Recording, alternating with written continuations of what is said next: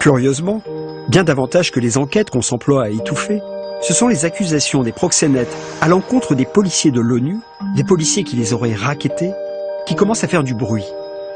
On s'en inquiète à New York, car ce n'est pas la première fois que des représentants des Nations Unies sont l'objet de soupçons et d'accusations.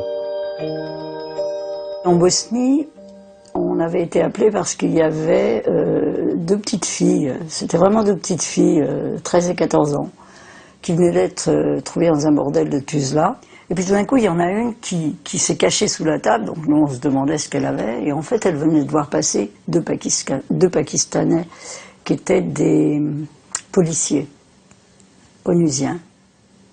Donc évidemment, on a enquêté. Ces deux Pakistanais, ils avaient payé, ils étaient de très bons clients, ils avaient payé une somme assez substantielle pour passer la nuit avec les deux gamines. Ils les ont torturées, elles ont dû avoir des relations sexuelles avec des animaux. Enfin bon, je ne vais pas entrer dans les détails parce que je vous assure que même moi qu'on ait vu, quand j'ai entendu ça, j'ai vraiment eu envie de vomir. Si vous n'y mettez pas un terme immédiatement, cela ressemble à un cancer qui grandit. Et vous devez tout arrêter très très vite. Évidemment, j'ai prévenu mon boss, Jacques Klein, qui était absolument foudrage.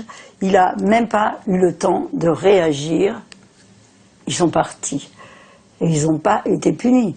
Rien. Vous le savez, je suppose, les cultures diffèrent de par le monde. Vous savez, quelqu'un m'a répondu un jour, « Eh bien, la prostitution n'est pas illégale dans mon pays. » Ce n'est évidemment pas chose facile pour l'ONU de digérer une chose pareille et de composer avec ça. Personne ne veut reconnaître qu'il y a un tel niveau de corruption, surtout sur des affaires aussi sensibles. Nous parlons de filles de 13, 14 ou 15 ans qui ont été enlevées de leur pays d'origine.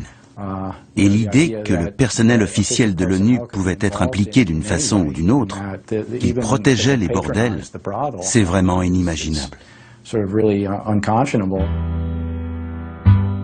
J'ai décidé qu'il y en avait assez parce que le département des affaires intérieures de l'ONU n'enquêtait pas sur ces affaires. Jacques-Paul Klein n'avait aucun intérêt à enquêter sur ces affaires. Catherine Bolkovac se retrouve bien seule sur le terrain. Elle reçoit des menaces. Elle sait qu'elle doit se méfier de tout le monde. Elle ne dort même plus dans la maison qui a été louée pour sa mission. Dès qu'elle a commencé à faire des révélations sur ces trafics, elle a été mise à l'écart. Je pense qu'elle a eu beaucoup de chance. Parce que, aussi loin que je m'en souvienne, deux femmes policières de l'ONU au Kosovo ont été assassinées parce qu'elles gênaient. Catherine a eu de la chance.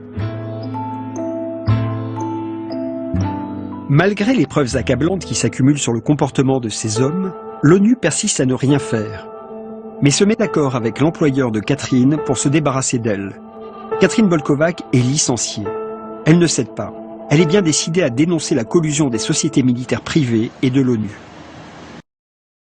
On nous a demandé, à mon organisation et à moi, d'aller ouvrir, enfin d'aller en Haïti et d'ouvrir un centre pour des enfants de 4 à 10 ans. Des enfants qui sont soit kidnappés dans la rue, soit faussement adoptés et vendus pour servir d'esclaves sexuels. Beaucoup d'utilisateurs sont des gens de l'ONU. Moi, je le sais. L'ONU le sait aussi. Tolérance zéro? Non.